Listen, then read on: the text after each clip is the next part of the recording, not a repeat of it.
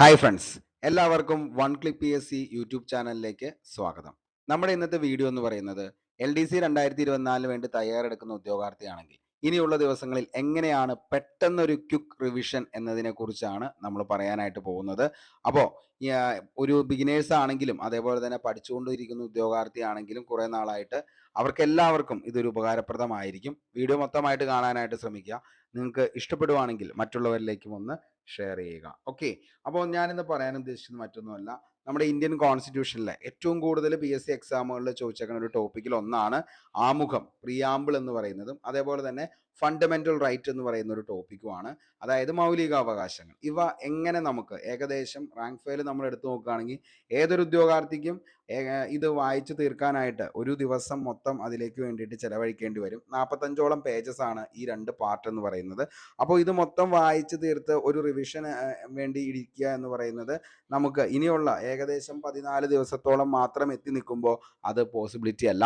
അപ്പോൾ ഈ ഒരു പാർട്ട് നമുക്ക് ഏകദേശം 15 മിനിറ്റിനുള്ളിൽ കംപ്ലീറ്റ് ആക്കുന്നത് എങ്ങനെയാണ് എന്നതിനെക്കുറിച്ചാണ് നിങ്ങളുടെ മുന്നിലേക്ക് എത്തിക്കുന്നത്.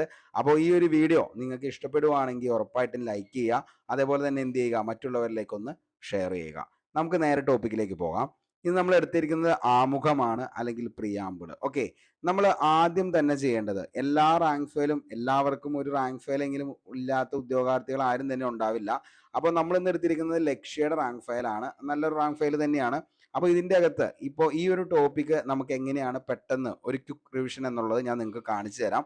അപ്പോൾ നിങ്ങൾക്ക് അത് ഇഷ്ടപ്പെടുവാണെങ്കിൽ നിങ്ങളിതൊന്ന് ഫോളോ ചെയ്തോ. ഓക്കെ, അതായത് എനിക്ക് പറയാനുള്ളത് ഫസ്റ്റ് പേജ് എല്ലാത്തിൻ്റെയും നമ്മൾ എന്ത് ചെയ്യണം, പഠിക്കേണ്ട ഒരു പോയിന്റ് ആണ്. ഓക്കെ, അതായത് ഇത് പഠിക്കുകയാണ് ഏറ്റവും ബെറ്റർ ഓപ്ഷൻ. അതായത് ആദ്യത്തെ ഏകദേശം 10ഓളം സെന്റൻസുകൾ അതിൻ്റെ ബേസ് ആയിട്ടുള്ള കാര്യങ്ങളായിരിക്കും. ഓക്കെ, അപ്പോൾ അതെന്ത് ചെയ്യണം നമ്മൾ, അതായത് ഫസ്റ്റ് പേജിൽ കാണുന്നത് ഉറപ്പായിട്ടും നമ്മൾ പഠിച്ചിരിക്കുക. ഓക്കെ, അത് ബേസ് ആണ്. നമ്മൾ ഏതൊരു എക്സാം നമ്മൾ എടുത്ത് നോക്കിക്കഴിഞ്ഞാലും അതിൻ്റെ അകത്ത് ബേസ് ആയിട്ടുള്ള ചോദ്യങ്ങൾ എപ്പോഴും വരുന്നത് ഈ പറയുന്ന ഫസ്റ്റ് പേജിൽ നിന്നായിരിക്കും ആ ബേസ് ചോദ്യങ്ങൾ വരുന്നത്. പിന്നെ പഠിക്കേണ്ട കാര്യങ്ങൾ എന്താണെന്ന് വെച്ച് കഴിഞ്ഞാൽ നിങ്ങൾ കണ്ടിട്ടുണ്ടാവും, എല്ലാ നമ്മുടെ റാങ്ക് ഫയൽ എടുത്ത് നോക്കിക്കഴിഞ്ഞാൽ അതിൻ്റെ അകത്തൊക്കെ പോയിന്റ്സ് ടു റിമെമ്പർ, അതേപോലെ തന്നെ എന്താണ് മോർ ഇൻഫോ, ക്ലിയർ കട്ട്, അങ്ങനെയൊക്കെ പറഞ്ഞുകൊണ്ട് കിടക്കുന്നുണ്ടാവും. ഈ ബോക്സസുകളും എന്ത് ചെയ്യുക, നിങ്ങളൊന്ന് പഠിക്കാനായിട്ട് ശ്രമിക്കുക. ഓക്കെ, അപ്പം നമുക്ക് നോക്കാം. അതായത് നോക്കുക, 1946 ഡിസംബർ 13 കോൺസ്റ്റിറ്റ്യൂവന്റ് അസംബ്ലിയിൽ ജവഹർലാൽ നെഹ്റു അവതരിപ്പിച്ച ലക്ഷ്യപ്രമേയം, അതായത് ഒബ്ജക്റ്റീവ് റെസൊല്യൂഷൻ ആണ് ഇന്ത്യൻ ഭരണഘടനയുടെ ആമുഖമായി മാറിയത്. ഇന്ത്യൻ ഭരണഘടനയുടെ ആമുഖത്തിന്റെ ശില്പി എന്നറിയപ്പെടുന്നത് ജവഹർലാൽ നെഹ്റു ആണ്. ജവഹർലാൽ നെഹ്റു അവതരിപ്പിച്ച ലക്ഷ്യപ്രമേയത്തെയാണ് ഇന്ത്യൻ ഭരണഘടനയുടെ ആമുഖമായി ഭരണഘടനാ നിർമ്മാണ സമിതി അംഗീകരിച്ചത്. ഇന്ത്യൻ ഭരണഘടനയുടെ ആമുഖം നിലവിൽ വന്നത് എന്നാന്ന് ചോദിച്ചാൽ 1950 ജനുവരി 26. രാജ്യം നേടിയെടുക്കേണ്ട ലക്ഷ്യങ്ങളെയാണ് ഇന്ത്യൻ ഭരണഘടനയുടെ ആമുഖം പ്രതിനിധാനം ചെയ്യുന്നത്.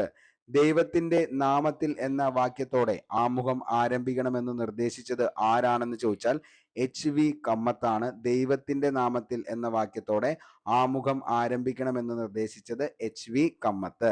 ഇന്ത്യൻ ഭരണഘടനയെക്കുറിച്ചുള്ള ഭരണഘടനാ നിർമ്മാതാക്കളുടെ ആഗ്രഹം കൃത്യമായി നമുക്ക് മനസ്സിലാക്കുന്നത് ഇന്ത്യൻ ഭരണഘടനയുടെ ആമുഖത്തിലൂടെയാണ് എന്ന് 1949 ഭരണഘടനാ നിർമ്മാണ സഭയിൽ അഭിപ്രായപ്പെട്ടത് ഡോക്ടർ BR അംബേദ്കർ ആണ്. ഓക്കെ, ഇനി അടുത്ത് നോക്കിയേ, ഇപ്പുറത്തെ സൈഡിലേക്ക് പോരാം.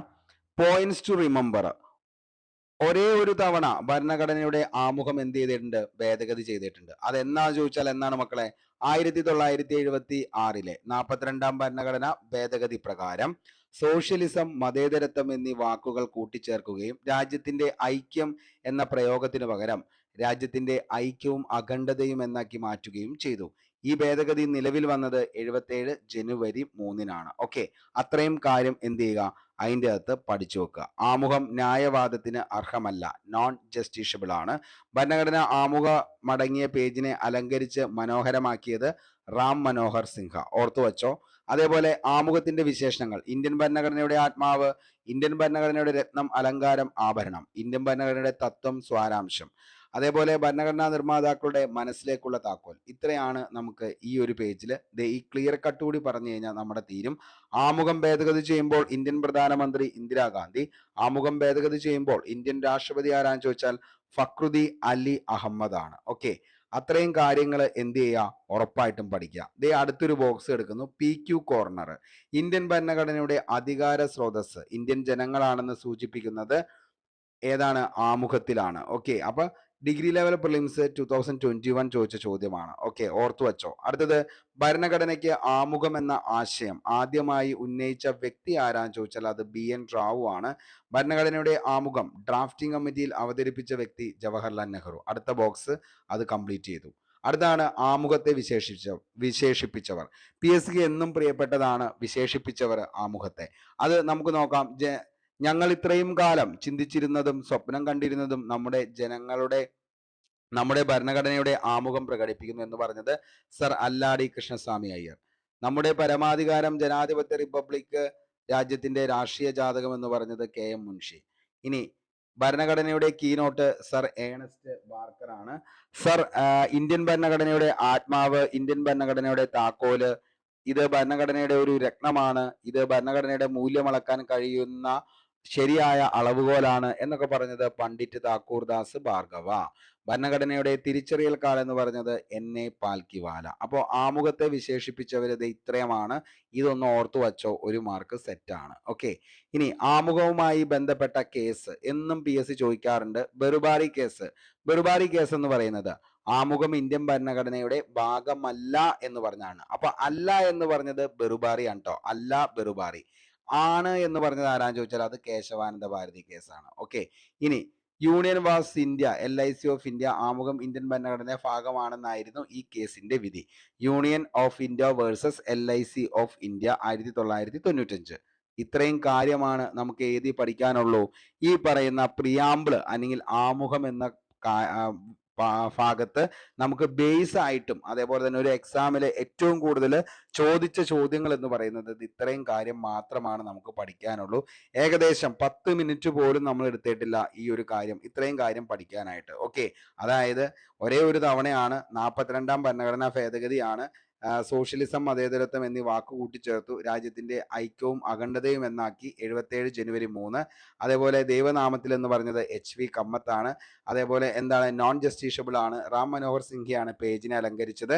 അതേപോലെ സവിശേഷതയാണ് ആത്മാവ്, രത്നം, അലങ്കാരം, ആഭരണം, തത്വം, സ്വാരാംശം, നിർമ്മാതാക്കളുടെ മനസ്സിലേക്കുള്ള താക്കോൽ. ഓക്കെ, അപ്പോൾ ഇത്രയും കാര്യങ്ങളും ആമുഖത്തിന്റെ ഭേദഗതി ചെയ്യുമ്പോൾ ഇന്ത്യൻ പ്രധാനമന്ത്രി ഇന്ദിരാഗാന്ധി, അതേപോലെ ആമുഖം ഭേദഗതി ചെയ്യുമ്പോൾ ഇന്ത്യൻ രാഷ്ട്രപതി ഫക്രുദ്ദീൻ അലി അഹമ്മദ്.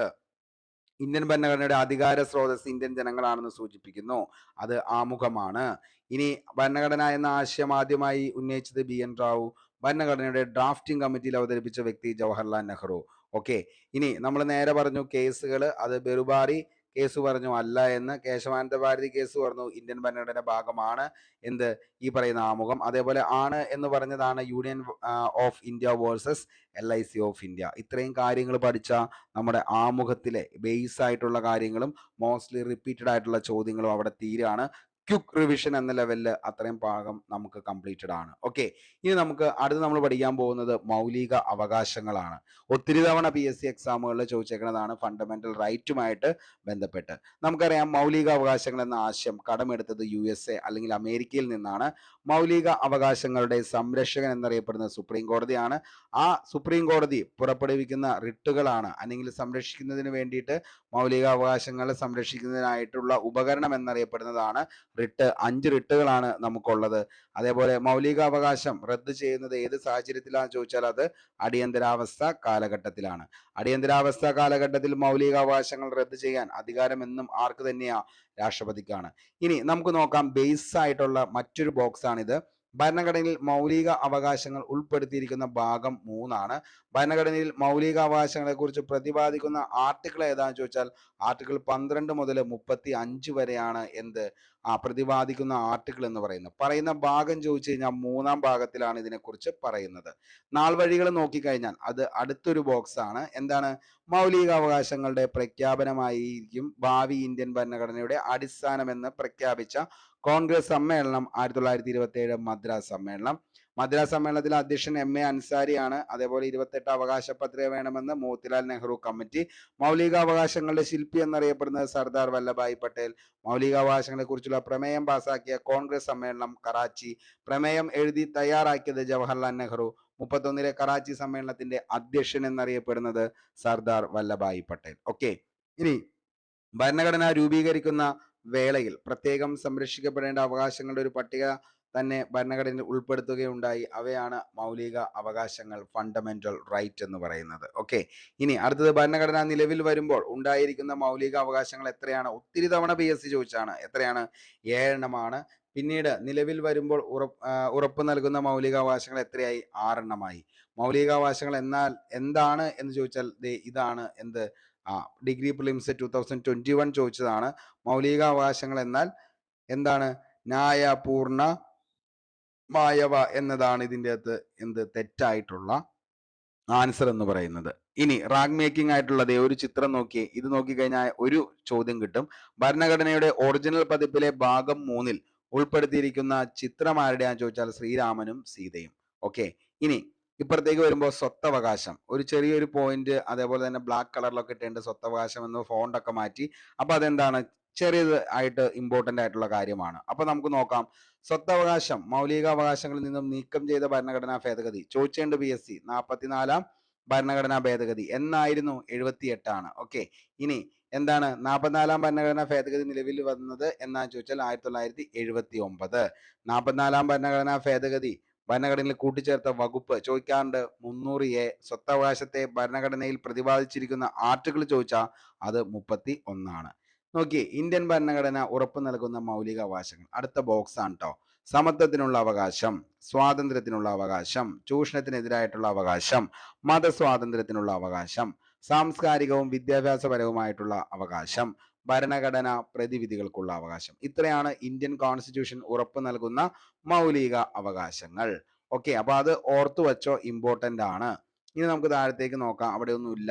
ബ്രിട്ടീഷ് നിയമജ്ഞനായ AV ഡൈസിയുടെ ആശയമാണ് റൂൾ ഓഫ് ലോ. ഈ ആശയത്തിൽ നിന്നുമാണ് നിയമത്തിന് മുന്നിൽ സമത്വം, ഇക്വാലിറ്റി ബിഫോർ ലോ എന്ന ആശയം ഉണ്ടായത്. ബ്രിട്ടീഷ് നിയമജ്ഞൻ, റൂൾ ഓഫ് ലോ, അത് ഓർത്തു വച്ചോ, ഒരു മാർക്കാണ് അതിൻ്റെ അകത്ത് വരുന്നത്. ഓക്കെ, ഇനി സാമ്പത്തികമായി പിന്നോക്കം നിൽക്കുന്ന മുന്നോക്ക വിഭാഗത്തിൽപ്പെട്ടവർക്ക്, അതായത് EWS, സർക്കാർ നിയമനങ്ങളിൽ സംവരണം ഏർപ്പെടുത്തുന്നത് അവസര സമത്വ ലംഘനത്തിന്റെ പരിധിയിൽ വരുന്നില്ല എന്ന് പരാമർശിക്കുന്ന അനുച്ഛേദമാണ് ആർട്ടിക്കിൾ 16-ൽ 6 എന്ന് പറയുന്നത്. ഓക്കെ, ചോദിക്കാറുണ്ടത്. അതേപോലെ തന്നെ Balaji Raghavan versus union of India 1996. ഈ കേസ് പ്രകാരം ഭാരതരത്ന, പത്മ അവാർഡുകൾ എന്നിവ അനുച്ഛേദം 18-ൽ സൂചിപ്പിക്കുന്ന തലക്കെട്ടുകളിൽ ഉൾപ്പെട്ടില്ല എന്ന് സുപ്രീം കോടതി വിധിച്ചു. മഹാത്മാഗാന്ധി കി ജയ് എന്ന മുദ്രാവാക്യത്തോടുകൂടി പാസ്സാക്കുന്ന ആർട്ടിക്കിൾ ഏതാണ്? ആർട്ടിക്കിൾ 17. അടുത്ത ബോക്സ് ആണ് കേട്ടോ, PQ കോർണർ. മോസ്റ്റ്ലി റിപ്പീറ്റഡ് ആയിട്ടുള്ള ഒരു ചോദ്യമാണ്. പ്രീവിയസ് ഇയർ ക്വസ്റ്റ്യൻ പേപ്പറിൽ നിങ്ങൾ വർക്കൗട്ട് ചെയ്യുന്ന ഉദ്യോഗാർത്ഥിയാണെങ്കിൽ ഉറപ്പായിട്ട് നിങ്ങൾ കണ്ടിട്ടുണ്ടാവും. ആർട്ടിക്കിൾ 17 അസ്പൃശ്യത, അതായത് അൺടച്ചബിലിറ്റി നിരോധനം വ്യവസ്ഥ ചെയ്യുന്ന ആർട്ടിക്കിളാണ് ആർട്ടിക്കിൾ 17 എന്ന് പറയുന്നത്. ഓക്കെ, ഇനി ഈ നോക്കിയേ, ഈ ഒരു ബോക്സ് പോലെ ഇമ്പോർട്ടൻ്റ് ആയിട്ടുള്ള കാര്യമാണ്. 2011-ലെ 97-ാം ഭേദഗതിയിലൂടെ കോഓപ്പറേറ്റീവ് സൊസൈറ്റികൾ രൂപീകരിക്കാൻ സ്വാതന്ത്ര്യം നൽകുന്നു. 19IF സ്വത്തവകാശവുമായി ബന്ധപ്പെട്ട സ്വാതന്ത്ര്യം 44-ാം ഭേദഗതിയിലൂടെ മൗലികാവകാശത്തിൽ നിന്നും നീക്കം ചെയ്തു. ഇമ്പോർട്ടൻ്റ് ആണ്, അതൊന്ന് നോക്കിക്കോ. ആർട്ടിക്കിൾ കോർണർ, അടിയന്തരാവസ്ഥ ആർട്ടിക്കിൾ 19 റദ്ദു ചെയ്യുന്നത് ഏത് അനുച്ഛേദ പ്രകാരമാണെന്ന് ചോദിച്ചാൽ ആർട്ടിക്കിൾ 358 പ്രകാരമാണ് അത് പറയുന്നത്. ഓക്കെ, അത്രയാണ് അതിൻ്റെ അകത്ത് പിന്നെ ഉള്ളൂ. പിന്നെ നമ്മൾ നോക്കുമ്പോൾ അടുത്തൊരു ബോക്സ് ക്ലിയർ കട്ട് എന്ന് പറയുന്ന ഒരു ബോക്സ് ആണ്. അടിയന്തരാവസ്ഥ സമയങ്ങളിൽ പോലും റദ്ദ് ചെയ്യാൻ കഴിയാത്ത ആർട്ടിക്കിളുകളാണ് ആർട്ടിക്കിൾ 20-ഉം 21-ഉം എന്ന് പറയുന്നത്. ഓക്കെ, അപ്പൊ അടിയന്തരാവസ്ഥ കാലഘട്ടത്തിൽ പോലും റദ്ദ് ചെയ്യാൻ കഴിയാത്ത ആർട്ടിക്കിളുകളാണ് ആർട്ടിക്കിൾ 20-ഉം 21-ഉം. ഭരണഘടനയുടെ സുവർണ ത്രികോണം എന്നറിയപ്പെടുന്ന അനുച്ഛേദം, മോസ്റ്റ്ലി റിപ്പീറ്റഡ് ആണ് ഈ ഒരു ചോദ്യം. ആർട്ടിക്കിൾ 14, ആർട്ടിക്കിൾ 19, ആർട്ടിക്കിൾ 21 ആണ് ഭരണഘടനയുടെ സുവർണ ത്രികോണം എന്നറിയപ്പെടുന്ന അനുച്ഛേദം. 14, 19, 21. Article 21A right to education act 2009 ചോദിക്കാറുണ്ട്. ആർട്ടിക്കിൾ 21A പ്രതിപാദിക്കുന്ന വിദ്യാഭ്യാസ അവകാശവുമായി ബന്ധപ്പെട്ട് നിർമ്മിക്കപ്പെട്ട നിയമമാണ് വിദ്യാഭ്യാസ നിയമം. ജീവിക്കാനുള്ള അവകാശത്തിന് സമാനമായ അവകാശമാക്കി വിദ്യാഭ്യാസ അവകാശത്തെ മാറ്റി. എല്ലാ കുട്ടികൾക്കും ഗുണമേന്മയുള്ള പ്രാഥമിക വിദ്യാഭ്യാസം ഉറപ്പുവരുത്തേണ്ടത് രാഷ്ട്രത്തിന്റെ ഉത്തരവാദിത്തമാണ്. പാർലമെന്റ് വിദ്യാഭ്യാസ അവകാശ നിയമം പാസാക്കിയത് 2009 ഓഗസ്റ്റ് 26-നാണെങ്കിൽ പാർലമെന്റ് പാസാക്കിയ വിദ്യാഭ്യാസ അവകാശ നിയമം നിലവിൽ വന്നത് എന്നാ ചോദിച്ചാൽ 2010 ഏപ്രിൽ 1. കരുതൽ തടങ്കൽ നിയമത്തിന് ചോദിച്ച ചോദ്യമാണ്. കരുതൽ തടങ്കൽ നിയമത്തിന് പ്രസിഡന്റിന്റെ അംഗീകാരം ലഭിച്ചത് 1950 ഫെബ്രുവരി 25. കരുതൽ തടങ്കൽ നിയമം നിലവിൽ വന്നത് 1950 ഫെബ്രുവരി 26. അടുത്തതാണ് ഇൻഫോ പ്ലസ്. ബാലവേല. നമുക്കറിയാം, ബാലവേല ഉപയോഗിച്ചിട്ടില്ലാത്ത ഉൽപ്പന്നങ്ങൾക്ക് നൽകുന്ന മുദ്രയാണ് റെഗ്മാർക്ക്. റെഗ്മാർക്ക് നിലവിൽ വരുന്നത് ഗുഡ് വീവ് എന്ന പേരിലാണ് അത് അറിയപ്പെടുന്നത്. റെഗ്മാർക്ക് എന്ന ആശയത്തിന് പിന്നിൽ പ്രവർത്തിച്ച ഇന്ത്യൻ നൊബേൽ സമ്മാന ജേതാവാണ് നമ്മുടെ കൈലാഷ് സത്യാർത്ഥി. 2014 അദ്ദേഹത്തിന് സമ്മാനം ലഭിച്ചത്. കൂടെ പങ്കിട്ടത് മലാല യൂസഫ്സായിക്കാണ്. ഓക്കെ, മലാല ബാലവേല തടയാനും കുട്ടികളുടെ സംരക്ഷണത്തിനുമായി കൈലാഷ് സത്യാർത്ഥി ആരംഭിച്ച സംഘടന മോസ്റ്റ്ലി റിപ്പീറ്റഡ് ആണ് ബെച്ചുവൻ ബച്ചാവോ ആന്തോളൻ. ഇത് എന്നാന്നും ചോദിച്ചിട്ടുണ്ട്, 1980. Global March against child labour എന്ന അന്താരാഷ്ട്ര സംഘടനയ്ക്ക് നേതൃത്വം നൽകിയ ഇന്ത്യക്കാരനാണ് കൈലാഷ് സത്യാർത്ഥി. ലോക ബാലവേല വിരുദ്ധ ദിനം ജൂൺ 12 ചോദിക്കാറുണ്ട്. അടുത്തത് ബാലവേല തടയാൻ ചൈൽഡ് ലേബർ ട്രാക്കിംഗ് സിസ്റ്റം ആരംഭിച്ചത് ബീഹാറിലാണ്. അപ്പൊ ഈ ജൂൺ 12 ഉറപ്പായിട്ടൊന്ന് ഓർത്തു വെച്ചോ. കാരണം ജൂലൈയിൽ എക്സാം എഴുതുന്നവർക്ക് ഒരു ഡേറ്റ് ചോദിക്കാനായിട്ട് ഇമ്പോർട്ടൻ്റ് ആയിട്ടുള്ള ഒരു സംഭവമാണ് ഈ പറയുന്ന ജൂൺ 12 എന്നുള്ളത്. ഓർത്തു വെച്ചോ, ഇമ്പോർട്ടൻ്റ് ആണ്. ഇനി നമുക്ക് നേരെ താഴത്തേക്ക് പോയി കഴിഞ്ഞ് കഴിഞ്ഞാൽ അതിന്റെ ഇടയ്ക്ക് ഇവിടെ ഒന്നും കിടക്കുന്നുണ്ട്. മതസ്വാതന്ത്ര്യത്തിനുള്ള അവകാശം എന്ന് പറഞ്ഞുകൊണ്ട് ഒരു ബോക്സ് ആയിട്ട് ഫോണ്ട് മാറ്റിയിട്ട് കൊടുത്തിട്ടുണ്ട്. ഒരു പ്രസ്താവന ഇതിൻ്റെ അകത്ത് നമുക്ക് നോക്കി കഴിഞ്ഞാൽ കാണാനായിട്ട് പറ്റും. ഓക്കെ, ഒരു പ്രസ്താവന രീതിയിലുള്ള ഒരു ചോദ്യം വേണമെങ്കിൽ എന്ത് ചെയ്യാം, ഇതിൻ്റെ അകത്ത് ചോദിക്കാം. എന്താണ് മതേതരത്വം കൊണ്ട് അർത്ഥമാക്കുന്നത്, അല്ലെങ്കിൽ മതേതരത്വം കൊണ്ട് അർത്ഥമാക്കുന്നത് താഴെ പറയുന്നവയിൽ ഏതാണ് എന്നുള്ളത് ചോദിക്കാം. അല്ലെങ്കിൽ അർത്ഥമല്ലാത്തത് ഏതാണെന്ന് ചോദിച്ചു കഴിഞ്ഞാൽ അതിന് ഉത്തരം നമുക്ക് ഇവിടെ ഒരു സ്റ്റേറ്റ്മെന്റ് എന്ത് ചെയ്യുന്നുണ്ട്, ഒളിഞ്ഞു കിടപ്പുണ്ട്. അപ്പൊ നോക്കിയേ, ഇന്ത്യക്ക് ഒരു ഔദ്യോഗിക മതമില്ല, ഒരു മതത്തെയും ഇന്ത്യ പ്രോത്സാഹിപ്പിക്കുന്നില്ല, എല്ലാ മതങ്ങളെയും ഒരുപോലെ ബഹുമാനിക്കണം, പൗരന് മതസ്വാതന്ത്ര്യത്തിനുള്ള അവകാശമുണ്ട്, പൗരൻ സ്വീകരിച്ച മതത്തിന്റെ അടിസ്ഥാനത്തിൽ വിവേചനം പാടില്ല. അപ്പൊ അത്രയും കാര്യം അവിടെ ഒന്ന് നോക്കിക്കോ, ഉറപ്പായിട്ടും ചോദിക്കാൻ പറ്റുന്നതാണ്. ഇനി ആരാണ് സർദാർ ഹുക്കും സിംഗ്?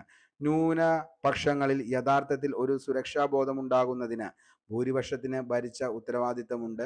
ഒരു മതേതര രാഷ്ട്രത്തിൽ മാത്രമേ ന്യൂനപക്ഷത്തിന് സുരക്ഷിതത്വം ഉണ്ടായിരിക്കുകയുള്ളൂ. അത് അവരെ ദേശീയവാദികളാക്കും. ഭൂരിപക്ഷ സമുദായം തങ്ങളുടെ ദേശസ്നേഹത്തെ പൊലിപ്പിച്ചു കാട്ടേണ്ടതില്ല.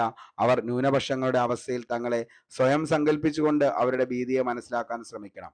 സുരക്ഷിതത്തിനു വേണ്ടിയുള്ള എല്ലാ അവകാശങ്ങളും ന്യൂനപക്ഷങ്ങളുടെ മനസ്സിൽ ഭീതിയുടെ ഉൽപ്പന്നങ്ങളാണ്. ഭാഷ, ലിപി, അതുപോലെ തങ്ങൾക്ക് ലഭ്യമാകുന്ന സേവനങ്ങൾ എന്നിവയെക്കുറിച്ചുള്ള ഭീതിയാണ് എന്ന് പറഞ്ഞത് സർദാർ ഹുക്കും സിംഗ് ആണ്. ഓക്കെ, ഇനി അടുത്തത് നമ്മൾ താഴത്തേക്ക് പോയി കഴിഞ്ഞാൽ ഇതിൻ്റെ അകത്ത് ഭാഗം 3 പുറമെയുള്ള അവകാശങ്ങൾ എന്ന് പറഞ്ഞിട്ടുണ്ട്. അത് അത്ര വലിയ ഇമ്പോർട്ടൻ്റ് ഒന്നുമല്ല. ഇത്രയും കാര്യങ്ങളാണ് നമുക്ക് എന്ത് ചെയ്യാനായിട്ടുള്ളത്, ഈ പറയുന്ന ഫണ്ടമെന്റൽ റൈറ്റ്സിൽ പഠിക്കാനുള്ളത്. മക്കളെ, ഇത്രയും സമയം ഏകദേശം 45ഓളം പേജസ് വരുന്ന ഇത്രയും കാര്യങ്ങൾ നമ്മളൊരു അരമണിക്കൂർ പോലും എടുക്കാതെ ഇത്രയും കാര്യങ്ങൾ ഒരു ക്വിക്ക് റിവിഷൻ ആണ് ഇപ്പോൾ നിങ്ങൾ കണ്ടത്. അതായത് ഇതിൻ്റെ അകത്ത് നിങ്ങളിപ്പോൾ നോക്കിക്കഴിയുമ്പോൾ മനസ്സിലാവും ഏറ്റവും കൂടുതൽ ഇമ്പോർട്ടൻ്റ് ആയിട്ട്, അതായത് ഒരു കോൺസ്റ്റിറ്റ്യൂഷന്റെ നമ്മുടെ എന്താണ് ഇന്ന് കോൺസ്റ്റിറ്റ്യൂഷൻ ഭാഗത്തിൽ നിന്നും PSC ചോദിക്കുന്ന എല്ലാ ചോദ്യങ്ങളും നമ്മൾ എന്ത് ചെയ്തിട്ടുണ്ട്, ഇതിൻ്റെ അകത്ത് കവർ ചെയ്ത് പോയിട്ടുണ്ട്. പിന്നെ കുറച്ച് സ്റ്റേറ്റ്മെന്റിലേക്ക് പോയി കഴിഞ്ഞാൽ കുറച്ചുകൂടി കാര്യങ്ങൾ നമുക്ക് ഒന്നുകൂടി ഇരുത്തി വായിച്ചു കഴിഞ്ഞാൽ സ്റ്റേറ്റ്മെന്റ് ലെവലിലുള്ള ചോദ്യങ്ങളും എല്ലാം തന്നെ അറ്റൻഡ് ചെയ്യാനായിട്ട് പറ്റും. അപ്പൊ ഇങ്ങനെ ഒരു റിവിഷനിലൂടെ നിങ്ങൾക്ക് ബേസ് ആയിട്ടുള്ള, അതായത് ഏതൊരു PSC എക്സാമുകൾ ഡിഗ്രി ലെവലുള്ള എക്സാമുകൾ ആണെങ്കിൽ പോലും അതിൻ്റെ അകത്ത് വരുന്ന ബേസ് ആയിട്ടുള്ള കാര്യങ്ങൾ മൊത്തം നിങ്ങൾക്ക് ഈ പറയുന്ന ഒരു റാങ്ക് ഫയല്, ഇപ്പോൾ എല്ലാവർക്കും ഉണ്ടാവും റാങ്ക് ഫയല്. ആ റാങ്ക് ഫയലിന്റെ എല്ലാത്തിൻ്റെ അകത്ത് ഒരു ചെറിയ ബോക്സ് പോലെ കൊടുക്കുന്നുണ്ടാവും. ആ ബോക്സസ് മാത്രം എന്ത് ചെയ്യുക, ഒന്ന് കംപ്ലീറ്റ് ചെയ്ത് വായിക്കാനായിട്ട് ശ്രമിക്കുക. അതിൽ നിന്നും നിങ്ങൾക്ക് എന്താണ്, ഏതൊരു എക്സാം എടുത്തു കഴിഞ്ഞാലും ബേസ് ഒന്നും തെറ്റാതെ നിങ്ങൾക്ക് ബേസ് ആയിട്ടുള്ള എല്ലാ കാര്യങ്ങളും അതിൻ്റെ അകത്ത് കിട്ടുന്നതായിരിക്കും. ഓക്കെ, അപ്പോൾ അങ്ങനെ ഒരു റിവിഷൻ നിങ്ങൾക്ക് താല്പര്യമുണ്ടെങ്കിൽ ചെയ്യാനായിട്ട് ശ്രമിക്കുക. ബേസ് നിങ്ങൾക്ക് സെറ്റ് ആയിരിക്കും. അതേപോലെ റാങ്ക് മേക്കിംഗ് ആയിട്ടുള്ള കുറച്ച് ചോദ്യങ്ങൾ നിങ്ങൾക്ക് ഇതിൻ്റെ നിന്ന് കിട്ടും. പിന്നെ സ്റ്റേറ്റ്മെന്റ് ലെവലിലുള്ള ചോദ്യങ്ങൾ നിങ്ങൾക്ക് ഒരു 50% ഇങ്ങനെയുള്ള ഒരു പഠനത്തിലൂടെ നിങ്ങൾക്ക് കിട്ടുന്നതായിരിക്കും. അതായത് നിങ്ങൾക്ക് ഒരു 100 റാങ്ക് ലിസ്റ്റിലേക്ക് വരാനായിട്ട് വേണ്ടത് ഉള്ളതെല്ലാം ഇതിൻ്റെ അകത്ത് ഉണ്ടാവും. ഇതിനപ്പുറത്തേക്ക് വരുന്ന ചോദ്യങ്ങൾ നിങ്ങൾ നോക്കിക്കോ, അത് നിങ്ങൾ പഠിച്ചിട്ടും ഉണ്ടാവത്തില്ല, നിങ്ങളത് കണ്ടു എന്ന് മാത്രമാണ് നിങ്ങൾക്ക് ഉണ്ടാവത്തുള്ളൂ. അതൊട്ട് നിങ്ങൾക്ക് എന്ത് ചെയ്യാൻ പറ്റത്തുമില്ല, നിങ്ങൾക്ക് നിലവിൽ അത് എന്ത് ചെയ്യാൻ പറ്റത്തില്ല, അത് മൊത്തമായിട്ട് നിങ്ങൾക്ക് ആ ഒരു സമയത്ത് കിട്ടത്തുമില്ല, നിങ്ങളുടെ കയ്യിൽ നിന്ന് അത് പോയിട്ടും ഉണ്ടാകും. ഓക്കെ, അപ്പോൾ ഇങ്ങനെ ഒരു പഠനം നിങ്ങളെ ഉറപ്പായിട്ടും എന്ത് ചെയ്യാൻ പറ്റും, നല്ലൊരു റാങ്കിലേക്ക് എത്തിക്കും. അപ്പോൾ പെട്ടെന്നൊരു റിവിഷൻ വേണമെന്നുണ്ടെങ്കിൽ അത് ബിഗിനേഴ്സ് ആണെങ്കിലും അതേപോലെ കുറച്ച് നാളുകളായിട്ട് പഠിച്ചുകൊണ്ടിരിക്കുന്ന ആളുകളാണെങ്കിലും അവർക്ക് പെട്ടെന്ന് കംപ്ലീറ്റ് ആക്കാൻ പറ്റുന്ന ഒരു സിമ്പിൾ ടിപ്പാണ് ഞാൻ പറഞ്ഞത്. അപ്പോൾ നിങ്ങൾക്കും ഇതേപോലെ എന്തെങ്കിലും ടിപ്സ് ഒക്കെ അറിയാൻ പറ്റുമെന്നുണ്ടെങ്കിൽ നിങ്ങൾ എന്ത് ചെയ്യുക, താഴെ കമന്റ് ബോക്സിൽ ഒന്ന് രേഖപ്പെടുത്തുക. കാരണം എന്തുകൊണ്ടാണെന്ന് വെച്ച് കഴിഞ്ഞാൽ ജൂലൈ 27-ന് നമ്മുടെ ഉദ്യോഗാർത്ഥികൾ ഒത്തിരി പേര് LDCക്ക് വേണ്ടിയിട്ട് ആദ്യത്തെ എന്താണ് ഈ പറയുന്ന ഫസ്റ്റ് ഉദ്യോഗാർത്ഥികളാണ് ജൂലൈ 27-ാം തീയതി മാറ്റിവെക്കാനായിട്ട് പോകുന്നത്. അപ്പോൾ അവർക്ക് വേണ്ടിയിട്ട് നിങ്ങൾക്ക് ചെയ്യാൻ പറ്റുന്ന വലിയൊരു എന്താണ് അവർക്ക് ചെയ്യാൻ പറ്റുന്ന വലിയൊരു ഹെൽപ്പ് തന്നെയായിരിക്കും. നിങ്ങളാൽ കഴിയുന്ന ഇങ്ങനെയുള്ള എന്തെങ്കിലും കാര്യങ്ങളൊക്കെ ഉണ്ടെങ്കിൽ നിങ്ങൾ എന്ത് ചെയ്യുക, ഒന്ന് പറയാനായിട്ട് ശ്രമിക്കുക. അപ്പോൾ ഇത്രയും കാര്യങ്ങളാണ് ഇന്നത്തെ വീഡിയോയിലൂടെ നമുക്ക് പറയാനായിട്ട് ഉദ്ദേശിച്ചുള്ളൂ.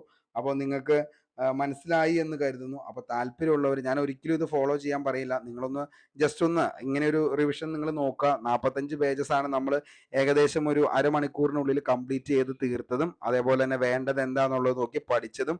കാരണം ബേസ് എന്താന്ന് പലർക്കും എന്താണ് ബേസ് ക്ലാസ്സിന് വേണം, ബേസ് എന്താണ് സാറേ എങ്ങനെയൊക്കെ നോക്കുന്നവർക്കൊക്കെ ഉള്ള ഒരു ഏറ്റവും എന്താണ് നല്ല ഒരു ടിപ്പാണ് ഈ പറയുന്നത്. എല്ലാ ബോക്സുകളും, അതായത് ഒരു റാങ്ക് ഫയൽ എടുത്തതിന് ശേഷം അതിലെ ബോക്സുകൾ മാത്രമെങ്കിലും നിങ്ങൾ എന്ത് ചെയ്യുക, കവർ ചെയ്ത് പോകാനായിട്ട് ശ്രമിക്കുക. അത് നിങ്ങളെ നല്ലൊരു റിവിഷനിലേക്കും കൊണ്ടുപോയി എത്തിക്കും. അതേപോലെ തന്നെ ഒരു ക്വസ്റ്റ്യൻ പേപ്പർ എടുത്തു കഴിഞ്ഞാൽ അതിൻ്റെ അകത്ത് ബേസ് വരുന്ന എല്ലാ ചോദ്യങ്ങൾക്കും ഉത്തരമേകാനും നിങ്ങൾക്ക് പറ്റുന്നതായിരിക്കും. അപ്പോൾ ഇത്രയും കാര്യമൊക്കെയാണ് പറയാനുള്ളൂ. നിങ്ങൾക്ക് ഈ വീഡിയോ ഇഷ്ടപ്പെട്ടെങ്കിൽ ഉറപ്പായിട്ടും ലൈക്ക് ചെയ്യുക. അതേപോലെ തന്നെ ഇത് ഉപകാരപ്രദമാണ് എന്ന് തോന്നുകയാണെങ്കിൽ നിങ്ങളുടെ സുഹൃത്തുക്കളിലേക്ക് ഒന്ന് ഷെയർ ചെയ്യുക.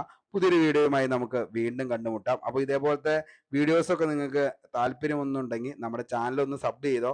അപ്പോൾ എന്ത് ചെയ്യാം, നിങ്ങൾക്ക് നോട്ടിഫിക്കേഷൻ ആയിട്ട് വരുന്നതായിരിക്കും. അപ്പോൾ പുതിയൊരു ടിപ്പും അതേപോലെ തന്നെ പുതിയൊരു ക്ലാസ്സുമായിട്ട് നമുക്ക് വീണ്ടും കാണാം. അതുവരത്തേക്കും short break. Signing off, Arun Kombanadan. Thank U.